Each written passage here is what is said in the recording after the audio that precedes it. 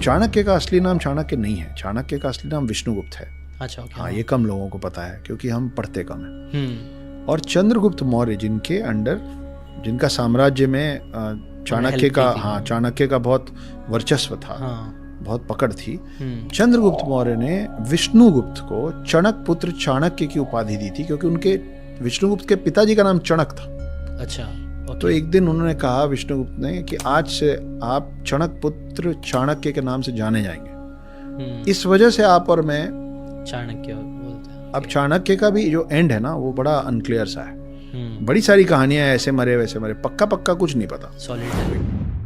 अश्वत्थामा की बातें बहुत ज्यादा होती हैं। अश्वत्थामा की माँ का नाम था कृपी। कृपी के भाई थे कृपाचार्य। कृपी और कृपा के कोई माँ बाप नहीं है, वो दोनों टेस्ट ट्यूब बेबीज हैं यार। 100 बच्चे, एक महिला 100 बच्चे पैदा नहीं कर सकती, लगभग इम्पॉसिबल है। वो टेस्ट ट्यूब बेबीज थे। चलिए मैं बोल देता हूँ कि अरे उस समय टेस्ट ट्यूब बेबीज का तो मॉडर्न साइंस नहीं था, या जो भी बोले आप।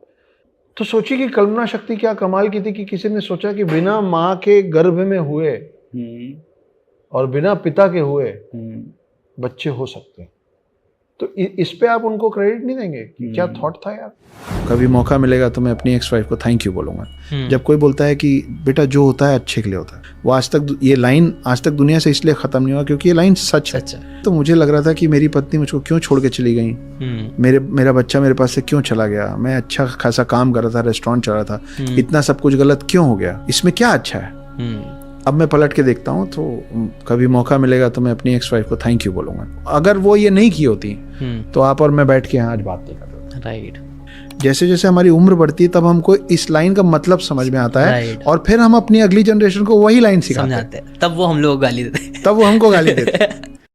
अंतिम संस्कार पे जो लोग जाते हैं वो सफेद पहनते हैं क्योंकि हम लोगों का मानना यह है कि सफेद एक ऐसा रंग है जो कोई चीज अब्जॉर्ब नहीं करता, और काला एक ऐसा रंग है जो सब कुछ अब्जॉर्ब कर लेता है। तो जब आप शमशान जैसी जगह पे जाते हैं तो उस पूरी जगह का जो एनर्जी होता है वो बहुत नकारात्मक, मैं नेगेटिव और डार्क नहीं बोलूँगा, नकारात्मक होता है, उदासीन सा माहौल होता है ना।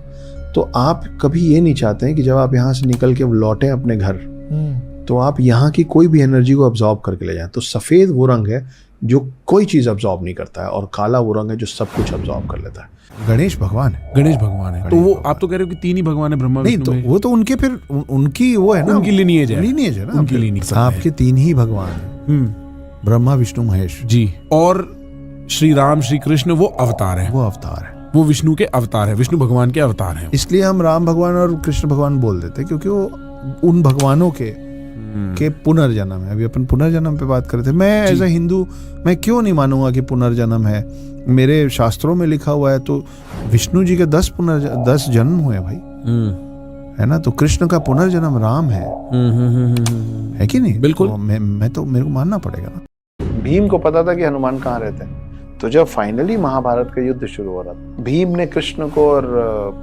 अर्जुन को बता दिया कि भाई मुझे मालूम हनुमान कहाँ है, उनको बना के ले आओ, वो बड़ी शक्तिशाली हो जाएंगे। तो कृष्ण जी और अर्जुन गए हनुमान जी को बुलाने, बोले ऐसा ऐसा है, महाभारत का युद्ध हो रहा है, आप चलिए साथ देने। तो हनुमान जी ने बोला कि अगर मैं युद्ध में उतरूंगा तो फिर ये जो धर्म युद्ध है महाभारत, इसका औचित्य बिगड़ जाएगा, इसका पर्पस ही डिसॉल्व हो जाएगा, क्योंकि मैं आऊंगा और गेम खत्म कर दूंगा।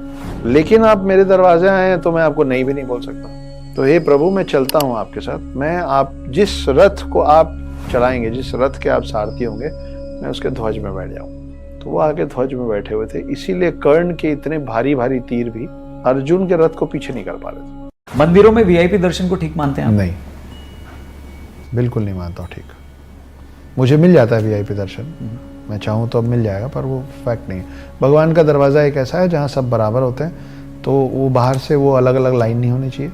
भगवान के सारे मंदिरों में आप गर्भगृह का दरवाज़ा इतना छोटा सिर्फ इसलिए होता है रौनक भाई कि आप जो भी हों झुक के घुसे, इसलिए उसका हाइट कम होता है और उसका विड्थ कम होता है। तो वो चीज़ मंदिर के पूरे प्रांगण में सबके लिए एक समान होना चाहिए। तो सीता जी को पहले से मालूम था कि रावण उनको छू नहीं सकता है, क्योंकि रावण को एक पुराना श्राप था कि किसी भी महिला को अगर बिना उसके अनुमति के तुम हाथ लगाओगे तो तुम्हारे सर के 1000 टुकड़े हो जाएंगे, है ना, पहली बात। दूसरी बात कि अगर सीता जी खुद नहीं गई होती, उनकी छाया को अगर रावण ले गया होता तो ये राम जी को पता होता कि उनकी सीता सुरक्षित है। फिर इतना बड़ा विध्वंस नहीं मचता।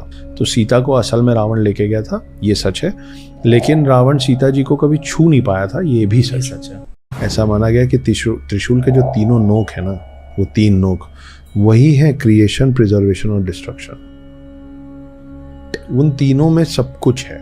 लेकिन यूं ऐसे कैसे क्या बोला गया है कि ब्रह्मा वो हैं जो रचना करते हैं, विष्णु वो हैं जो प्रिजर्व करते हैं और शिव वो हैं जो डिस्ट्रॉय कर देते हैं। करेक्ट। इस हिसाब से तो आप खुद में ब्रह्मा विष्णु महेश है। आपको अजीब लगेगा कि क्या बोल रहे हो। ब्रह्मा का काम खत्म हो चुका है आपके शरीर में, वो क्रिएट कर दिया, उनका काम खत्म। पूरे बीच के पूरे समय विष्णु का काम जो आपके और मेरे में चल रहा है अभी। और हर वो जो लोग जो मृत्यु को टच कर चुके हैं वो शिव के पास पहुंच जाते हैं।